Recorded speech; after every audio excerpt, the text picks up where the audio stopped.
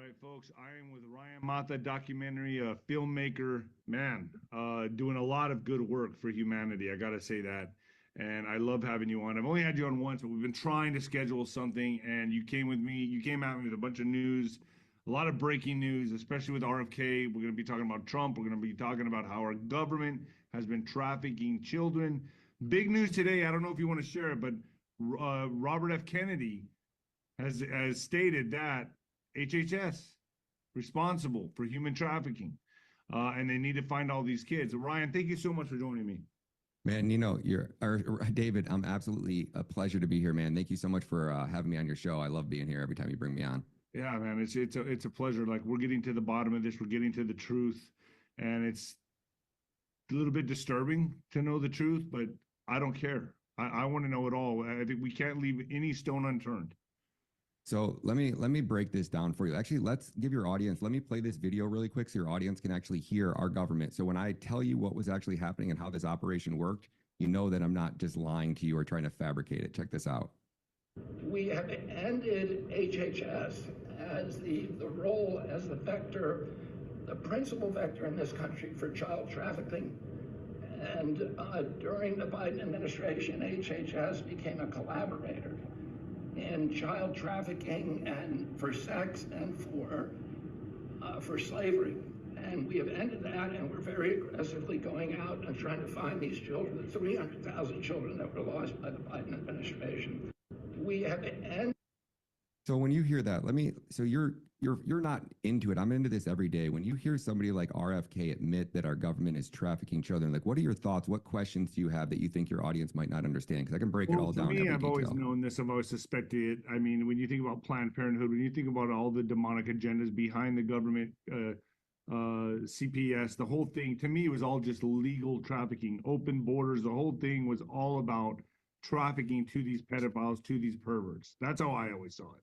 So I always knew that this was going on. There's good people within the system, but the system is innately bad. It's run by perverts, sick people. 100%, 100%. So over the last 4 years, I mean, this got to such a behemoth scale that over the last 4 years, 452,121 migrant children, these are children ages 0 to 17, have arrived at our border. Now, because of this process, what our government created, they basically turned DHS and Alejandro Mayorkas creates this public-private partnership with the Mexican cartels, while at the same time, HHS creates this public-private partnership with the NGOs. And in combination, they turn America into the child trafficking capital of the world. So out of that 452,121 migrant children that our government took physical possession of, these are children ages 0 to 17 that arrived at our border without a parent. Our government takes custody of these kids. Border Patrol puts them into the system. We remember last time I was on your show, we were talking about the name tags on the shirt and how that operation worked. When they get over to HHS, it's HHS's job to vet the adult sponsor. So we're talking about cartels writing a name, an address, and a phone number on a child's arm with Sharpie marker, and Border Patrol puts that name into the system. And then when they send them to HHS gets that child. And they didn't see the arm markings on their arm. They didn't see the name tag. All they do is open a file and go, oh, the kid has a sponsor. It's my job to reunify that child with that sponsor, right? So the vetting process goes. But the vetting process was designed to fail. It was never designed to protect these children from traffickers. What our government did is they took over the two dangerous legs of the trafficker. So the first most dangerous part is bringing the merchandise across the border. The second most dangerous part is delivering that merchandise to our buyer in America. Well, now Border Patrol, you just have to bring the child over to the border, drop them over the border wall, or you find a girl that's walking and say, hey, here's $20. Take this kid and drop him off at Border Patrol for me. And every single person coming across that border needs $20. So of course they're going to do that. We are the number one consumer in the world, right, of trafficking. I'm so glad you brought that up. We're the number one consumer of child porn. We're the number one consumer of all hard narcotics. We're the number one consumer of child rape, and we're the number one consumer of child ritual sacrifice in America. So if there's ever a country that's where you lose people, and that's where we can't lose people. Child sacrifice, ritual sacrifice. People are like, I don't know anybody that does that. Of course you don't. It's done in basements. It's done in deserts.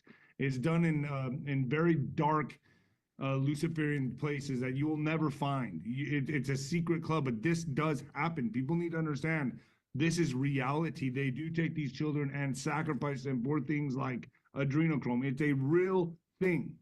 Yeah, you're 100% right. And I'm so glad you brought that up of not losing people, because that's why I didn't put it in my last documentary. We did that in our first one, hashtag trafficked with JJ Carroll, and it seemed to do that. It seemed to push people away because it was a little bit too dark.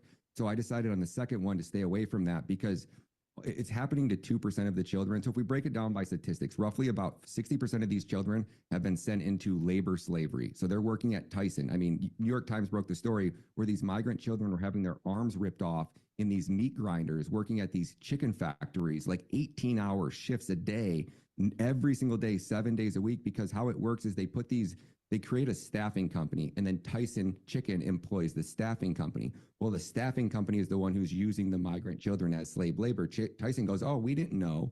We didn't hire them. We hired the staffing company. It was their fault. So that's kind of how there's this the whole operation is all plausible deniability. But let me show your audience why it's so important, because what we need to be talking about is, where are these children? You heard RFK right there tell you that your government is trafficking children, America, and they played a direct role in losing 300,000 children. But he's wrong. It's, according to Tom Homan's numbers, it's 350,000. That was as of December 14th of 2024. Even HHS's Ryan, official I'm going to numbers. say it's way more than that. I'm going to say Bingo. in the millions. Bingo. But here's the craziest part, right? If I tell you it's 350,000, I can prove this number with actual data on HHS's website. So whether it's 350,000 or it's really a million, which you're right, 100% it is, I can prove enough crimes right here to put this administration away in prison for the rest of their life. So we took 452,000. That's the number you're seeing right here. 350,000 of them, we vetted an adult. We delivered the child to the adult. We tried to locate the child and the adult, and we can't find any of them. So simple math, right? Out of a 4-year period, starting on Joe Biden's first day in office, going all the way till January 1st of 2024 or 2025, or sorry, October 1st of 2024, over 1,460 days, our government averaged losing 240 children per day. And by losing, I mean delivering into a network of pedophiles. These children are lost. And I just told you that our country is the #1 consumer of child porn, child rape, and child ritual sacrifice. This is a country you do not want to be a child and be lost in. Now, here's the crazy part right here. So if I click on this sheet right here, what this shows us is the amount of children that were being trafficked in the last months of the Biden administration. So October to basically all the way into Trump's first term. So in January of 2021, our government was still delivering 5,151 migrant children into this network of pedophiles. None of these children were being DNA tested. The IDs that we were getting, I showed your audience last time, but you probably got a lot of new subscribers, so I'll show you guys again. This right here is a New York ID that I bought off a Venezuelan gangbanger in 15 minutes of being in New York City. Check this out. You bought it off him? Yep, they were selling fake IDs. So if you want a new identity, you can go to New York and get one. Literally just walk down Queens Avenue. Under the show L. show that to my audience. Yeah, let me get off the screen share. Get off the main screen. Let's see this. So I'll have to talk, and I got to keep. This is you. Yeah, yes, it's my photo. Yes, it's John Smith, my photo, my signature, all of it. So this guy comes up to me and he's like, ID, right? And Carlos, my buddy, speaks Mexican or Spanish. So he was able to communicate with him. And, so they communicated and basically negotiated this ID for me. And he speaks broken English, right? So he takes me to the... They're doing this right now. Right now, right in the streets. I was walking in downtown under the L in Queens. Is this why they have to enforce the real ID then? I think there's a lot more to that. We could probably do a whole stream on that. But so here's how this works, right? So anybody with an ID, we're talking about illegal immigrants who just invaded our country.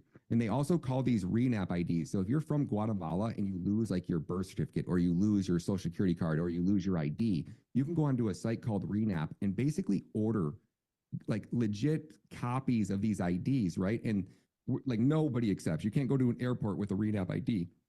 Our government was accepting RENAP IDs as good enough documentation. They were accepting birth certificates from third world countries that expired 2 years ago and go, oh, that's a good enough form of ID. Here, let's give you a children. So when I show you this sheet right here and why this is so crazy. So under the last month of Biden, we delivered 5,151 children. We'll talk about the good really quick. So under Trump's first real month in office, that number decreased from 5,151 down to 1,858. His first official month in office decreases the number of children being trafficked into this country by 64%. By his second month in office, by 93%.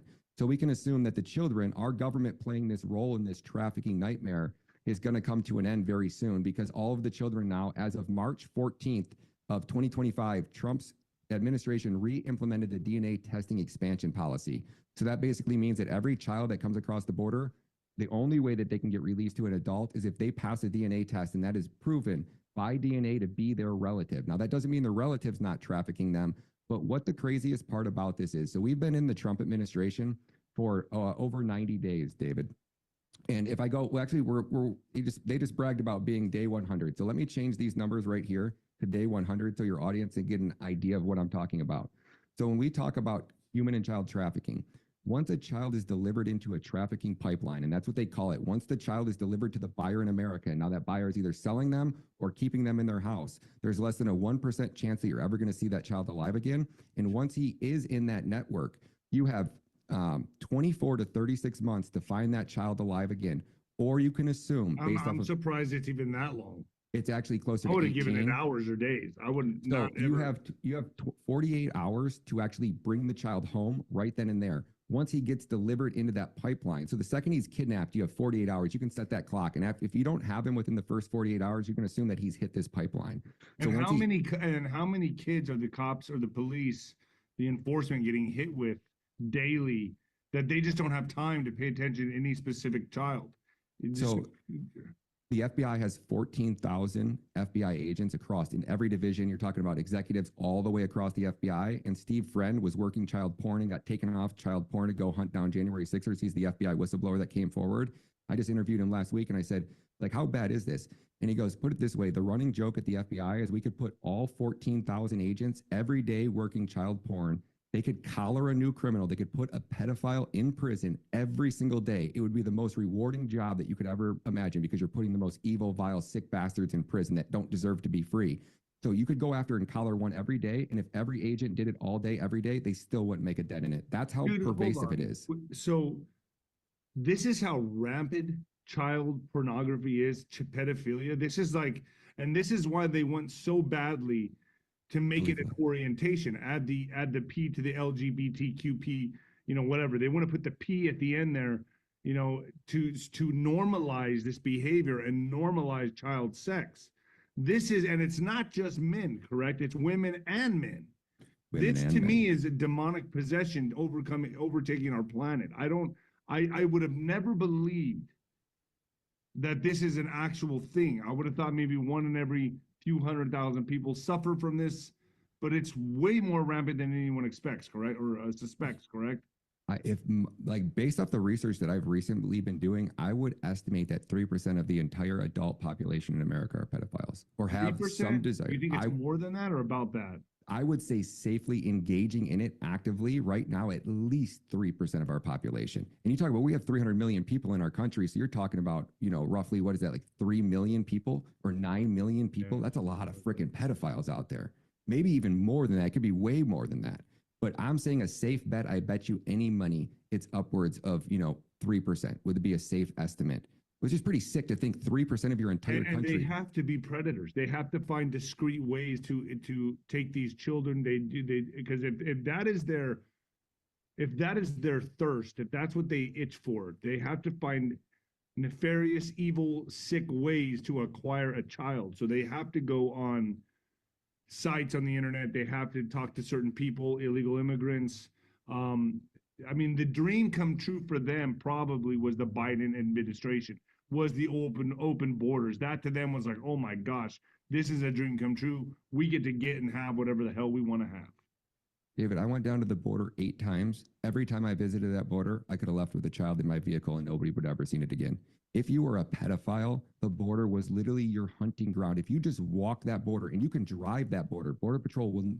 I've been driving that border, and I can't tell you how many times. Border Patrol's never stopped me. The amount of children that we just see randomly by themselves in the middle of the night, little 7, 8, 11-year-old girls walking along the border bare feet in the middle of the night by themselves. And you're like, yo, what is this? So it was so easy. But what we're seeing now is that if you are a pedophile, what do? You don't go hunt.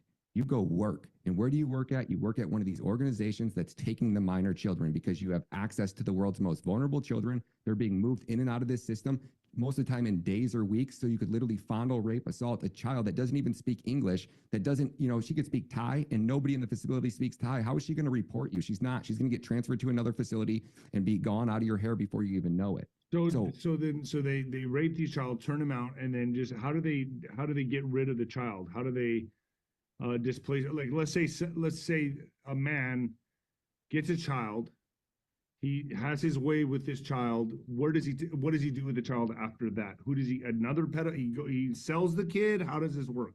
So a lot of these traffickers, once they get these women and these children, especially the ones that are 13, 14, right? They're under the impression that they have a debt bondage. So the trafficker will say, hey, you owe me $5,000.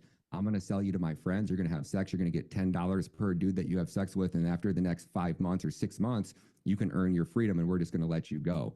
And what happens is when they get that $5,000 earned, if they finally earn it, but a lot of times they'll be like, oh, you didn't satisfy this customer. He gave me a call. He was upset. So I'm docking your pay now $100, right? Oh So it's this never ending cycle. And then once they get to the 5,000, they pay off their debt to that trafficker. But what does he do? He sells them to one of his friends. And they have these trafficking networks that literally trade these women back and forth like they're pawns in a game. And they sell them. Well, now you got to pay off your debt to this guy and this guy and this guy and this guy. So it's like a never ending. And slavery. That's why I say it's sex slavery. It's never ending. Do they where do they dispose of the children? I heard that children don't live longer than a couple of years, right? I mean, they where do they dispose these children? That's what I've always wondered. Like, is there a place where they dispose these kids? They just throw them in a barrel of acid? What happens to these kids? So it depends on how sick you want to go down this rabbit hole, right? So you're talking about a child that, like the girl that was rescued, one of these girls that was rescued, she was 5 when she was taken or delivered to this network of pedophiles. She was 7 when she was rescued. For 2 years, this man had her chained in a basement. And every day he would sell her to his friends. 7 to 10 of these pedophiles would come over every day and take turns raping this poor little girl. And then at the end of the night, he would go down in the basement and he would throw her plate of food on the floor and he would rape her. And after he was done raping her, he would put a cigarette butt out in her arm. And when they arrested this guy and they finally saved this girl, her arms were solid scars. I mean, you couldn't even count the amount of times that she'd been raped by this scumbag. And when asked why he did that, he said, because if she ever escaped or got rescued, every time she looked in the mirror, looked down at her arms, I wanted her to be reminded of how I savagely raped her. And this girl, for all of her rest of her life, is going to look down at her arms. And every time she sees, even if she gets skin grafts and the best doctors in the world, you're still going to see those scars. She's still going to be reminded every single day she lives. There's no way that child be makes that it. evil and hurt a child, something so close to God. Do you think these people are demonically possessed? They have to be, correct? I mean, do you believe in that? You brought it up. You brought it up earlier. Do you believe it's a mental disorder, or do you think it's demon possession? I think it's a combination of both. It is 100 a satanic possession because this is literally one of the only illnesses, if you call it that. I don't like calling it an illness because I don't like giving them out. I don't like calling it addiction, but it is. It is the same thing as a heroin junkie. He is going to get his fix. So once a sex offender starts being a predator and he crosses that line of either looking at child porn and getting off to it, or he actually starts hunting for his victim, even if he's just looking at child porn, he will escalate to the point where he offends. A rapist or a sex offender will repeat offend 100% of the time. And what that means is I can put a serial killer in prison for a long enough period. And once men hit a certain age, they just lose. I don't know if it's the testosterone. They lose that desire and urge to kill. They can be rehabilitated and reintroduced back to society. You could be a serial arsonist and literally jerk off outside of buildings that you're burning down. And that's what gets your rocks off. I can put you in prison with the right amount of counseling and the right amount of time in prison. You can be rehabilitated, reintroduced back into society, and you will not repeat offend. A child predator, a rapist, will repeat offend 100% of the time. And guess who's the first we let out of prison? Guess who gets the lightest sentence out of those 3 categories? Pedophiles. And guess what the FBI's lowest priority banded threat? Child porn. So out of all the money, we just built the FBI a $430 million brand new task force, and their lowest priority banded threat is child trafficking. And you want to know why? Because they have quotas per category. So there's like 10 categories: domestic terrorism, cybersecurity, all of these categories. Well, each category has a quota of how many cases they need to hit for the executives in the FBI to get their bonuses. So what happens when you start solving more child porn cases? The FBI expects you to hit that quota, and the quota goes up, but they don't want to take on any more child porn cases. So they're just happy with hitting that bare minimum quota every month, and it remains at the lowest priority threat every single month. So while they were hunting down January 6ers, they weren't going after these children. They weren't finding these pedophiles. What they were doing was they were going and violating your rights, hunting you down, and letting these scumbags, the real evil bastards we need to be taking off the streets, roam free. And until enough of us get loud enough, every time you see Cash Patel post or Dan Bongino post about child trafficking, the first thing you should be doing is going, dude, it is your lowest priority. Why are you What would you rather have the FBI doing than hunting these scumbags off the street? Well, that goes to the Epstein list. Why didn't it, what the fuck is going on with that? Because, I mean, we were all waiting, and then she comes out and goes, well, it's a national security risk. Now, I've always believed, in my personal opinion, no one has to agree with me, and I know most of my audience does, but what's happening with the Trump operation, if things are happening in phases. I believe, I have faith that this is still going to come out. Now, why it didn't come out right when it did, national security risk. Now, I'm sure you're going to shine some light on that. I have my theories. I'm welcome. I welcome all theories, Ryan. So you want to take this from here? Yeah, so let's talk about, we already discussed how these sexual offenders repeat offend 100% of the time. Once they are fucking minor children, sorry if I didn't know if I could drop that. So sorry if that's because that's what they're doing. They're raping minor children. You don't have sex. A minor cannot consent. Right. And once they cross that barrier, they will repeat offend 100% of the time. The first time that Jeffrey Epstein got busted was 2005. Now we have whistleblowers that have came forward. He was running this operation since 96. So by 2005, he had it all fine-tuned. So Virginia Goldfried just finally released this book, or this book was actually published in some type of one of her court cases, but it was sealed and confidential. It didn't really hit the masses. The one that just committed, that got suicided. Yes, the one that actually got suicided. And her book, when you go through it, it details all of these men, all of these names. So our government had all of this a very long time ago. When he got raided the first time, this girl, Virginia, came forward and she was telling them all of this, all the names, all of his clients, everything. They charged him for sexually picking up a prostitute under the age of a minor prostitute. It was like a slap on the wrist. Then they gave him house arrest. So his 2-year prison sentence, he served about a year. And that year he was out on work release with girls at his house every single day, minor children. So it's because I'm sure she had the realization oh, this club's a lot bigger than I thought. Oh, dude, everyone's involved. Yeah, she knew. I mean, she was watching Lex Lesnar. She was watching Al Gore come over to the house. She was watching Bill Clinton. I mean, she blew off Bill Clinton, right? So you're talking about the most powerful people in the world that Epstein basically has on blackmail, filming and raping children. So of course they're in his book, and of course he's going to get let go, and he has a lot of freaking power. But where I'm going with this is we could have taken down his network, and you're talking about, at the very least, we know that there's 290, I think is the active number of people on this list that we've known about or people have talked about. At least 290. So what that means is, let's say I'm wrong and it's off by 33%. So let's just say it's just 200. So if there's just 200 clients and they've been out now, they've been free since 2005 because we could have taken them all down in 2005. So you have 200 plus people that have been out here hunting. And when we talk about a normal rapist and a normal scumbag, that's Joe the plumber, he rapes about 1 to 3 new victims a year. You want to know how often somebody like Epstein or somebody like Jimmy Savile rapes? He raped over 1,000 women over a 25-year period, and a majority of that was done over a 10-year span when he was at the peak of his fame. He was raping every single girl that he basically could get his hands on, and they covered it all up. So we're talking about how many more women and children, because this is what I ask people. I say, okay, how much more time do you want to give Pam Bondi and Kash Patel and the Trump administration? You tell me how many more days, and I can tell you how many more victims are going to be raped. So how many women are you okay with being raped right now? And I'll tell you how many more days we can give this administration. And I agree with you on that. I even said, and I even made a post about this. I go, what's really the national security risk here? Pedophiles walking the streets and raping children, raping women, raping little boys. That's the real national security risk. Sorry, that's what it is. You're telling me that you can't release the names because it's a national security risk.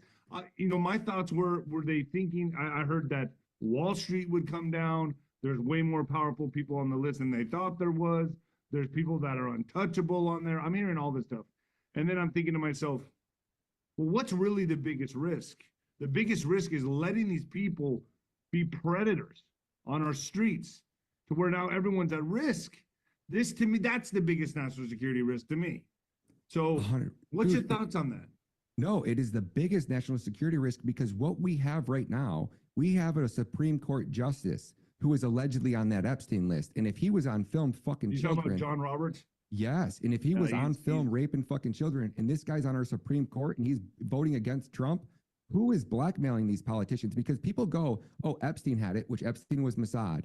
Do you know how much money the CCP would pay for footage of our politicians fucking these children? Out of your mind. Saudi Arabia, Russia, every one of our allies and enemies was bidding top dollar to get access to this footage. And if they were, you think these people were only raping children on Epstein's Island? You think he was the only one procuring children? When you can go over to Thailand right now, and I can take you to a girl who's she's 26. She looks like she's 8.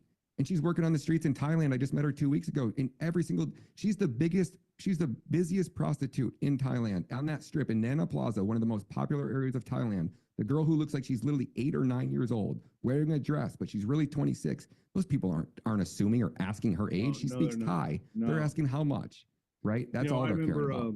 When I went to the Playboy Mansion a few times, and I would hear of people getting blackmailed, but this is before I knew like what that even was. I was like, well, what a piece of shit, man. I would hear someone do it. I knew a guy that blackmailed a guy, okay, that was part of the boy bands, okay, and he's a very famous guy, but he was with a woman, but the person that filmed him was going to tell his wife that he slept with another woman at the Playboy Mansion, right? I just thought he was a piece of shit. I was like, you're a piece of shit. I don't ever want to hang out with you again. I'm not going to be, that's as far as I took it. This was 15 years ago. Now, fast forward to now I understand that the Playboy Mansion was a complete honeypot operation led by the 3-letter agencies. Dude, I would have never, I didn't comprehend this back in the day. It's all being revealed now. Dude, it's so crazy. Now, let me show you one more thing that'll really blow your mind and why I'm so, like, I'm pro-Trump, right? I want to be like you guys. I want to believe that this man is going to do good. But what I promised everybody, I've been working on this for 3 years. I was the first one to drone these facilities. I was the first one to really break this story and lock in on it. Now I have 3 full-length documentaries documenting every crime, every experience, all the evidence they need to go in and kick in doors and rescue these children. But what happened is we're now 100 days into the Trump administration. They were delivering, even in the last months of the Biden administration, 179 children per day into this network of pedophiles. Jeez. 240 was the average over the 4-year period. So what that means is that on March 31st of 2021, the Biden administration had openly admitted to losing 20,000 children. How long ago was that, David? Oh, that was 4 years ago. So what does that tell you? You can safely assume, based off of FBI data, that 99% of those children have been raped to death. They have succumbed to their illnesses. They've had their organs harvested. They've been buried in somebody's backyard or dissolved in some acid. So based off of that, what I'm telling you, every day we wait, 179 to 240 children, you can sign their rape to death warrant, because that's what's going to happen to them if we don't save them today. So we've been in this administration now for 100 days. That's been 17,900 to 24,000 children since Trump has taken office have been raped to death based off of FBI statistics and trafficking data. So every day we wait, again, I tell your audience, how much more time do you want to give these people? We're out of time. We don't have time in this situation. And with the Epstein shit, call it national security, I get it. But these migrant children, you can't say anything like that. There is no excuse we don't have a task force that's already boots on the ground, or at the very least being assembled, because just to take these children in, let's say we did go save them today, David, just to bring them to a safe facility, because our government can't watch them. We saw what happened. All the programs that they have out there, all of these facilities where these children were being cared for at, every single one, children were being raped in that facility. They cannot get kids ever again. So what do we do with them? We need to build facilities. The world's leading expert is a lady named Bonnie Rice. You should interview her next, and she'll blow your mind. She tells us that it's 6 to 12 months. If Trump came to her today and said, hey, I want to build facilities across the country that can take these children, I want to give them a better life, I want to do it right. How do we do it? She goes, 6 to 12 months. Here's what I need. And she'll tell you everything that she needs, how to hire these people, how to safely take care of these kids. Because what we do with them now is a lot of these children have just been raped. They've been put through all this. They've been raped by staff members in facilities funded with our tax dollars, and they're 17. And they've been in the system since they were 13. Kids, man, I've heard that these kids, once they hit a certain age, between 16 to 20, they suicide. They kill themselves, or they get lost in drugs. They die. I mean, they don't have families. All they've ever known was trafficking.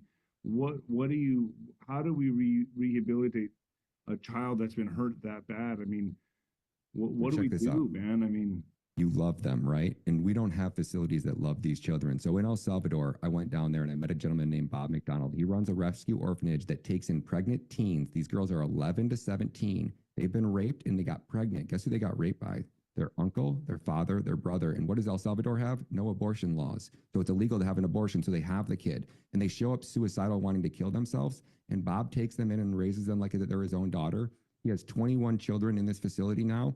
He had 6 when I first met him, and they were on the verge of bankruptcy, couldn't make payroll.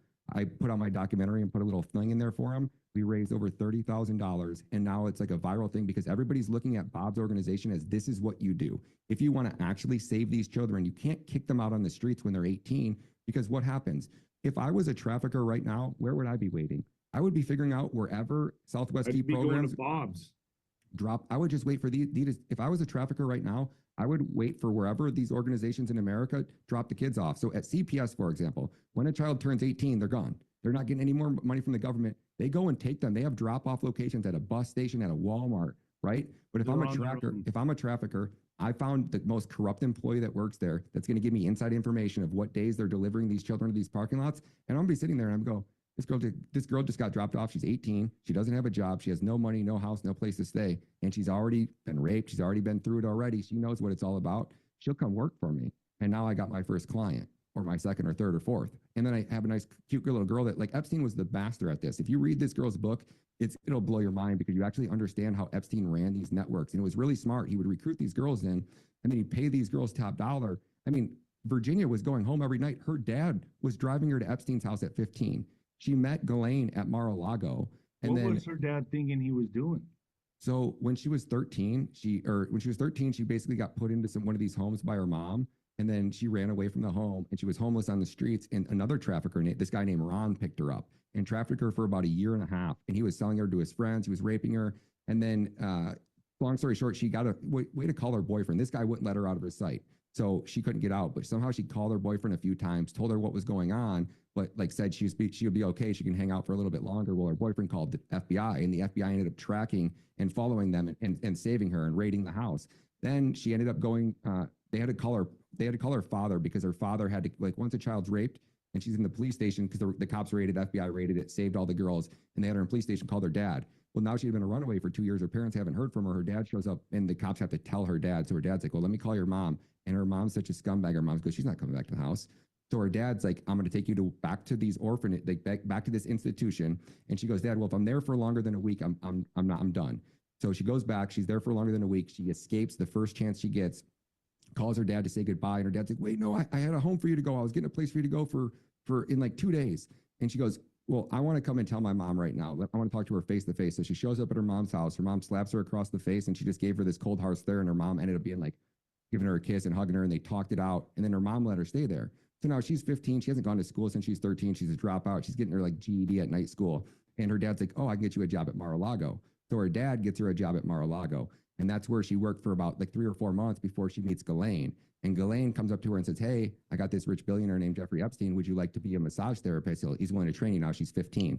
So they basically, her dad's like, yeah, Dad met him. You know, he sounds like this rich billionaire. He's like, yeah, your daughter's young. You know, we like the girls young. They're pretty. They're eye candy for our guys. You know, not like in a creepy way, but they're just pretty girls, and they give massages, and that's what the guys like around here. So, you know, we pay her top dollar. And then she did that for like a year. And then after a year, he was like, oh, well, now I want you to basically travel with me. So they went and got her passport, got all of her documents, and then positioned to her dad that she got the job. So she was apprenticing for it for a little bit. And once she got the job, her dad's like, hey, you're a big girl. And she had already been through so much at that age. She was pretty much more mature beyond her years at 16. So they thought she was just working for this billionaire. And she said everybody kind of, you know, thought what they thought in the back of their head, but they didn't really know at the end of the day. So they were kind of just like, oh, well, she's healthy. She's making all this money. She's happy. She's, you know, she was still working at Mar-a-Lago for part of the time until basically then when they wanted to go international, he's like, just quit Mar-a-Lago. You don't have to go in there. And Jeffrey Epstein took care of her. And then they were grooming her the whole time. But then at 15, they were taking her to New York and having her go out on the streets and find girls. So she was going out and finding other young girls saying, hey, I got this billionaire and he's really rich. He likes massages. Here's what he's willing to pay you, $200 or $400. And then after the girl kind of like, she'd get their first read. And if they were like, oh yeah, I need the money, like that'd be a great opportunity. Well, she's like, well, listen, like, you know, we do have to do these with our tops off. And, you know, sometimes it's a little bit more than just the massage. So, you know, just want to give you a fair warning of what you're getting yourself into. And the girls were like, okay. And she was bringing back 14, 15, 13, 18, 21-year-old. He needed a type. And his type was white female. It was always white female, Caucasian. It was blonde hair, blue eyes. He wanted basically the girl next door. No tattoos, no drug addicts. They couldn't bring drugs with them to the Epstein's house. They could take drugs. Like pure. He wanted you to be your dad's daughter. He wanted daddy's little girl. Yep. So he had all these girls. He had like 20 different girls. And then he met this guy who was trafficking children from So what I'm working on right now is this, where I'm going in like 3 weeks to Tanzania, into these jungles of Africa, where they're actually getting these girls. They convince these girls that are in these such You're poor actually conditions. going boots on the ground to do this. Oh yeah, 100%. Boots on the ground. I'm actually going to Mexico. When are you going to play this? Tonight. Okay, yeah. Well, I'm going to dig up some mass graves somewhere in like this next weekend. So we're getting into some shit. We're bringing you the news that the mainstream media they never don't wants you to this see, shit 'cause America. they're all in fucking bed with these people. 100%, brother. 100%. So he meets this guy that is actually goes into these third world villages because it's so poor in these countries. You'll find a mother and you can convince her that your 13-year-old daughter is going to be a housekeeper. She's going to be a maid. She's going to be a nanny. All she's going to get this better life. You got these millionaires that love, having younger kids to be a nanny and take care of their kids, or she's going to be a massage therapist, and she'll be able to send you, she's going to make $6 an hour. And to the mom that makes $1.50 a day or 50 cents a day, she thinks their daughter is going to be Elon Musk rich, and and they're going to introduce her to this great guy. She's going to go to school. She's going to get everything that she needs. And the mom's like, I can't even afford to feed my daughter. She's in absolute poverty. She's starving every night. It's dangerous and violent here. This guy's going to give her a better life. Okay. And they'll literally, offer $1,000, $2,000, $5,000, whatever they need to pay her, because the daughter is going to make that back in her first night. When you're talking about these people sex trafficking these children to millionaires and billionaires, to them, 10,000, 20,000, it's just it's like you going to McDonald's. It doesn't matter to them. And then once they have them in these networks, the first day they say they break the child. So if the child thinks she's going to be like a hairdresser or a nail salon lady or a nanny, the first time he gets her out of the village, he doesn't even get like to the next town away, takes her to a hotel and tells her she's going to take off her clothes and they're about to have sex. And if she tries to resist whatsoever, then he brings in 2 of his buddies and they pin her down and gang rape her. They call it breaking her. And in that first day, they break this child. And at that point, she knows she's owned by these people and there's nothing she's going to do about it. Why? Because the same people that kidnapped her or got her out of that village also are in bed with the cartels that control that village. So if she doesn't do what they tell her, then they're going to go slaughter her entire family. And that's how this operation works. Now, the older girls that are 18, they tell them that they're going to be escorts. And you're talking about girls in these villages that don't speak English. They speak Swahili. So it's like a nakupendang, it's like a really fucking weird language. Yeah. And they've never seen a computer.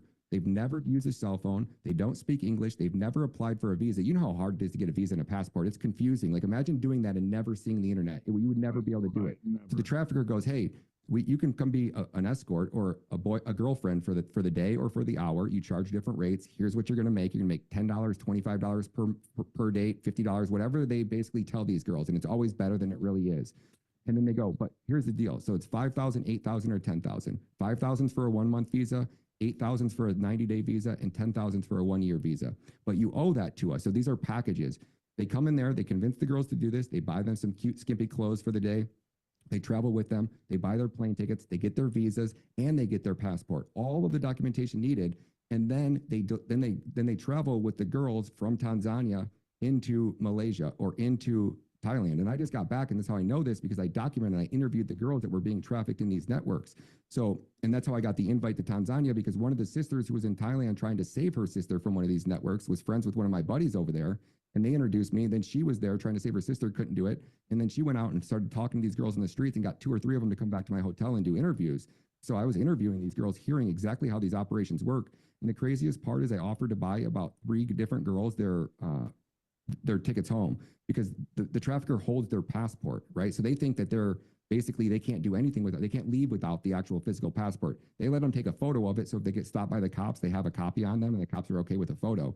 But to actually travel through an airport, you need the actual physical copy. So the girls know that they can't leave. They can't go anywhere else. They can't do anything. And every month or every 3 months, they have to renew that visa. So if they don't, and they don't know how to do that shit. So they have to pay the trafficker to do it, because it has to be done back in Tanzania as well at their embassy or at the Thailand embassy. And they don't know what they're doing. So they're just basically trapped. And every night they work, they have to sleep with at least 2 guys to basically break even. So having sex with 2 guys basically pays the trafficker and pays for their room rent for the week or for the month or whatever it is. So they have to go out and sleep with a 3rd guy if they want to have food to eat. I'm talking about 7 days a week. These girls don't get days off. When they're on their periods, they don't get to take the night off. If they have to have an abortion because they got pregnant, the next day the trafficker wants them out there after they had an abortion, right back out working the streets. So like we're talking about, it's hell. And I offered to buy all of them their passport or their tickets home. I was like, listen, you don't need your passport. I can take you to the police station, or I can take you to the airport right now. And you can say that, you lost your passport. We'll help get you through. I'll buy your tickets. I'll make sure that you get on that flight and get home.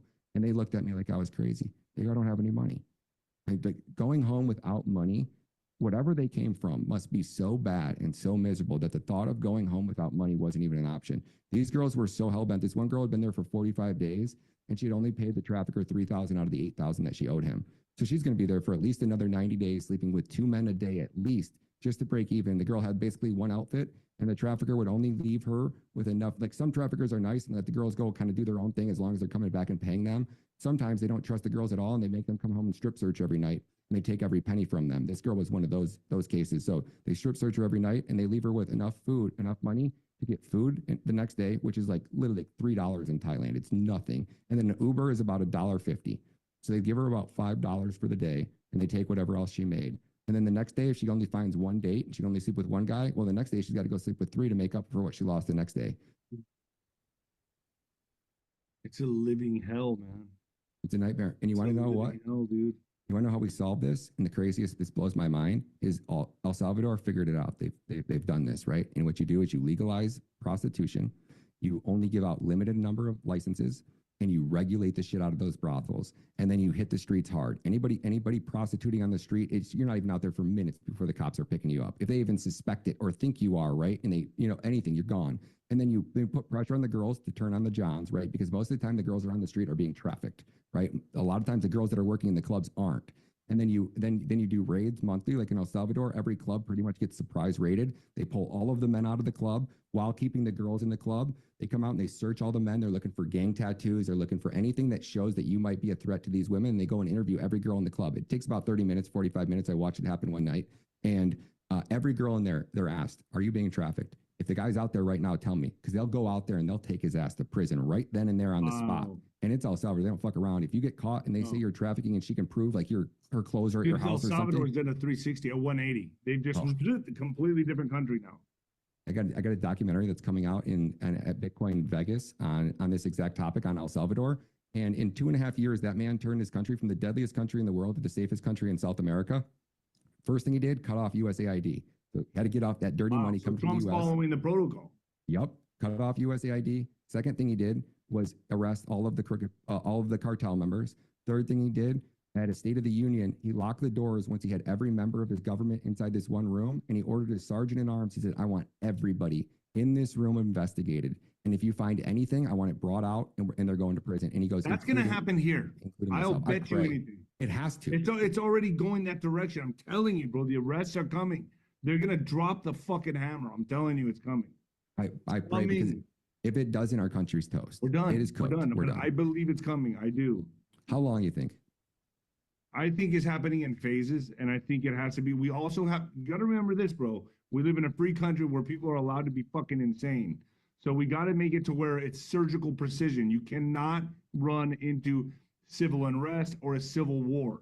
It cannot go. We got to take the henchmen out, the cartel members first, the violent offenders off the streets first.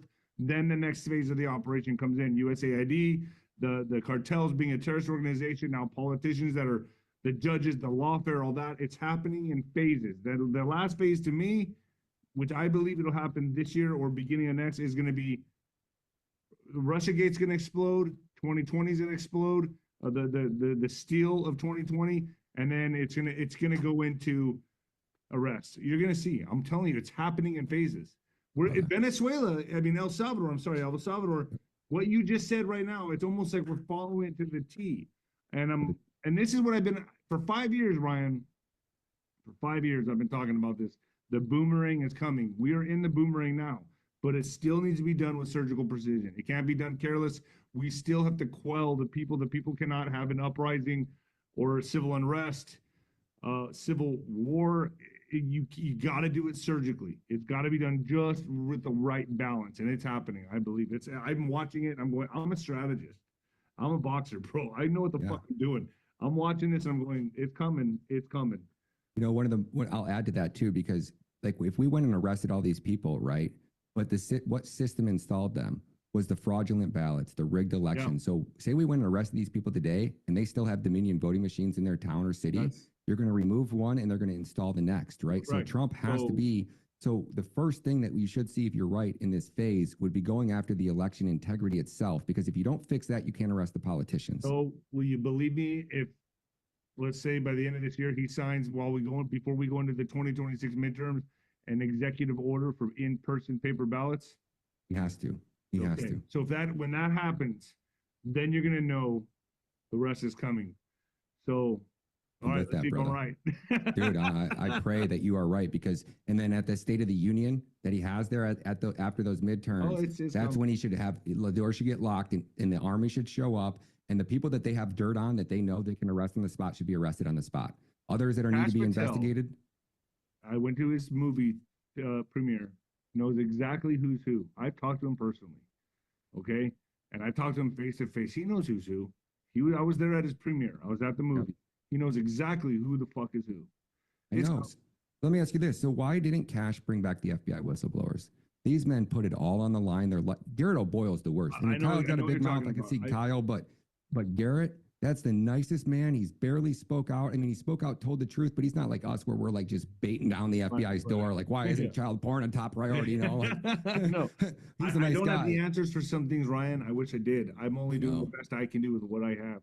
And that's why it's our job. If I did have the answers, I'd be very nervous.